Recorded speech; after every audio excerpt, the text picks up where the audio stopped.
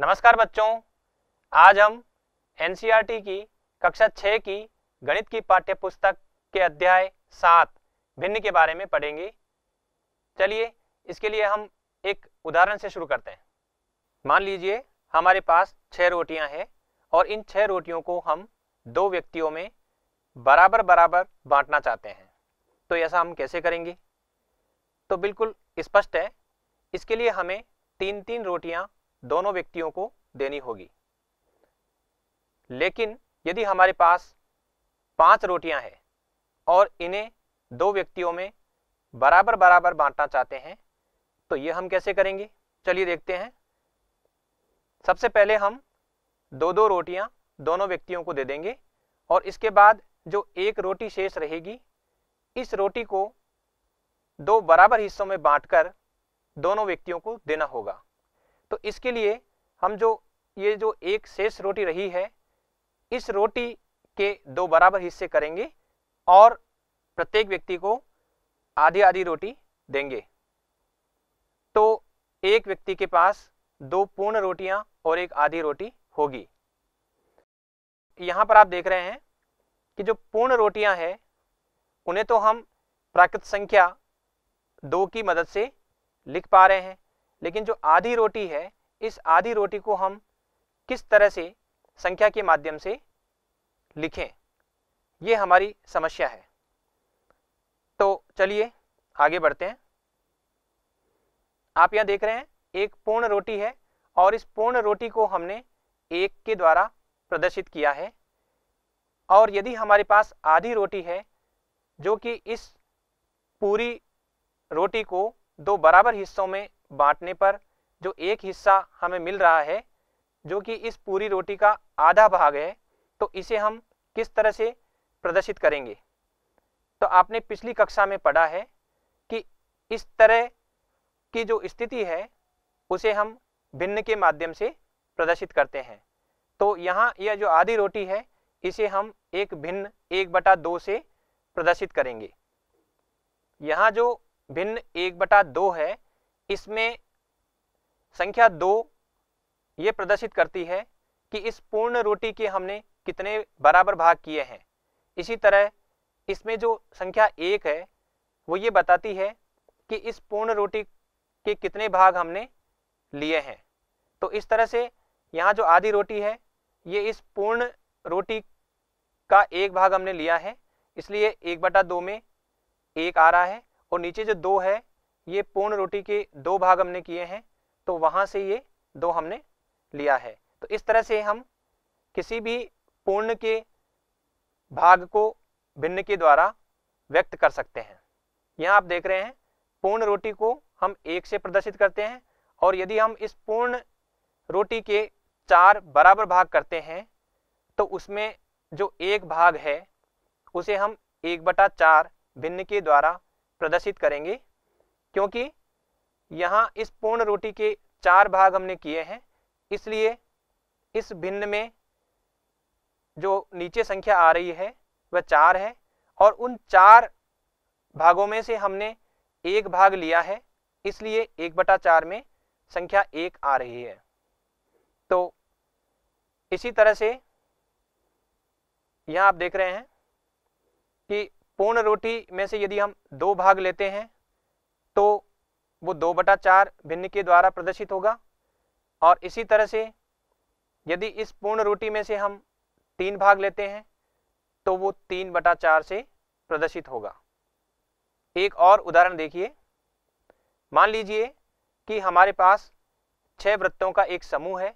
यदि हम इस पूरे समूह को एक पूर्ण के द्वारा प्रदर्शित करें, जैसा कि आप यहाँ पहला चित्र देख रहे हैं, इस पहले चित्र में जो 6 वृत्तों का समूह है वह संख्या 1 के द्वारा प्रदर्शित है। अब यदि हम इन 6 वृत्तों में से 4 वृत्तों को छायांकित कर देते हैं, ये छायांकित रंगीन वृत्तों का पूरे समूह में कितना भिन्न है ये हम बताना चाहते हैं। तो हम किस तरह से बताएंगे? तो इसके लिए सबसे पहले तो हमें ये देखना होगा कि ये जो वृत्तों का समूह है इसके बराबर बराबर भाग कितने हैं। तो आप यहाँ देख रहे हैं कि ये जो वृत्तों का समूह है इसको हम 6 बराबर भागों में बांट सकते हैं और एक भाग में एक वृत्त है। तो यहाँ जो दूसरा चित्र है, इस दूसरे चित्र में 4 वृत्त जो है ये छायांकित है। ये हमने एक तरह से 6 वृत्तों में से 4 वृत्त हम ले रहे हैं। वृत्तों का कितना भाग ये रंगीन छायांकित वृत्त प्रदर्शित करेंगे, तो इसे हम 4/6 से प्रदर्शित कर सकते हैं, क्योंकि वृत्तों के समूह के यहाँ 6 भाग है और प्रत्येक भाग में एक वृत्त है। तो इन 6 वृत्तों में से 4 भाग हमने लिए हैं, 4 वृत्त हमने लिए हैं। इसलिए ये जो रंगीन वृत्तों का पूरे समूह में कितना भिन्न है, ये 4/6 के द्वारा प्रदर्शित होगा। तो चलिए अब हम भिन्न को परिभाषित कर लेते हैं। भिन्न वह संख्या है जो एक पूर्ण का भाग निरूपित करती है। ये पूर्ण एक अकेली वस्तु हो सकती है अथवा वस्तुओं का एक समूह भी हो सकता है।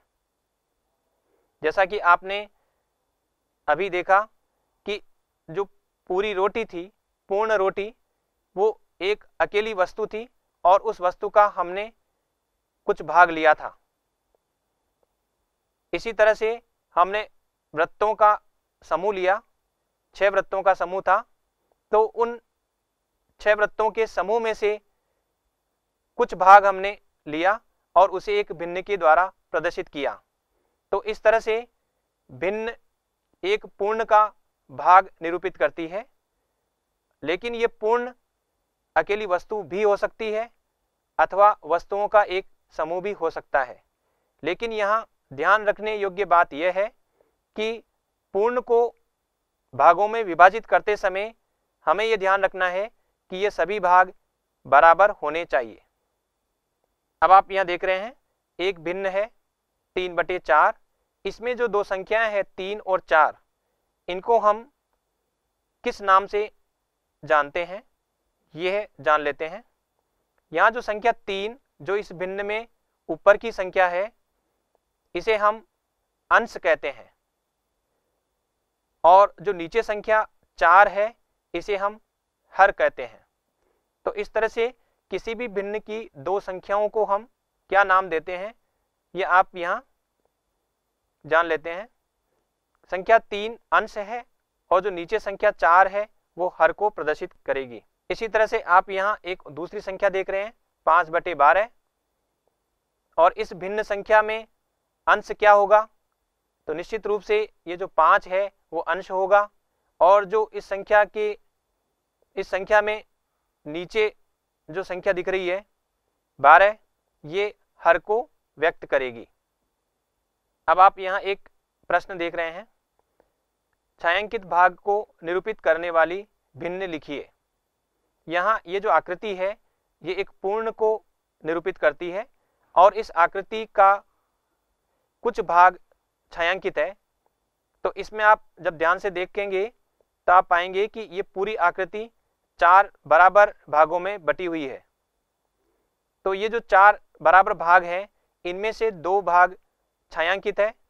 हमें वो जो छायांकित भाग है वो उस पूरी आकृति का कितना भिन्न है वो हमें लिखना है। तो सबसे पहले तो हमें देखना होगा कि इस पूरी आकृति के कुल कितने भाग हैं। तो इस पूरी आकृति के आप यहाँ 4 बराबर भाग देख रहे हैं, उनमें से 2 भाग छायांकित है, इसलिए 2 को हम ऊपर लिखेंगे और 4 को नीचे लिखेंगे, और इस तरह से जो भिन्न बनेगी वो होगी 2/4। इसी तरह से एक दूसरी आकृति लेते हैं और इस आकृति में जो छायांकित भाग है वो उस पूरी आकृति का कितना भिन्न है ये हमें बताना है। इस पूरी आकृति को ध्यान से देखेंगे तो ये पूरी आकृति 8 बराबर भागों में बटी हुई है, और इन 8 बराबर भागों में से 3 भाग छायांकित है, 3 भाग छायांकित रंगीन है। तो ये जो 3 भाग है ये हम भिन्न संख्या में संख्या 3 ऊपर लिखेंगे, और जो कुल भाग यहाँ है 8 उसे हम नीचे लिख देंगे, और इस तरह से जो छायांकित भाग पूरी आकृति का 3/8 होगा। अब एक और प्रश्न लेते हैं। 40 मिनट 1 घंटे की कौन सी भिन्न है? अर्थात 1 घंटे का कितना भाग 40 मिनट व्यक्त करता है? इसके लिए हम सबसे पहले तो ये देखेंगे कि 1 घंटे में कितने मिनट होते हैं। तो हम जानते हैं कि 1 घंटे में 60 मिनट होते हैं। इसे हम इस तरह से भी कह सकते हैं कि यदि 1 घंटे को 60 बराबर भागों में बांटें तो 1 भाग 1 मिनट के बराबर होता है। तो उन 60 भागों में से यदि हम 40 भाग लेते हैं तो वो 40 भाग 40 मिनट के बराबर होंगे। तो ये जो 40 मिनट है वो 1 घंटे का कितना भिन्न होगी, वो हम इस तरह से लिख सकते हैं। जो भिन्न होगी वह होगी 40/60, क्योंकि 1 घंटे के हमने कुल 60 बराबर भाग किए हैं और उनमें से 40 भाग हमें लेने थे, इसलिए जो भिन्न हमें मिलेगी वह होगी 40/60। तो 40 मिनट 1 घंटे की 40/60 है। अब ये जो आकृति आप देख रहे हैं, इस आकृति में ये जो छायांकित रंगीन भाग है, क्या ये भाग 1/4 को व्यक्त करता है? इसके लिए सबसे पहले हमें ये देखना होगा कि ये जो पूरी आकृति है क्या बराबर बराबर भागों में बटी हुई है। तो निश्चित रूप से ये आकृति बराबर भागों में बटी हुई नहीं है।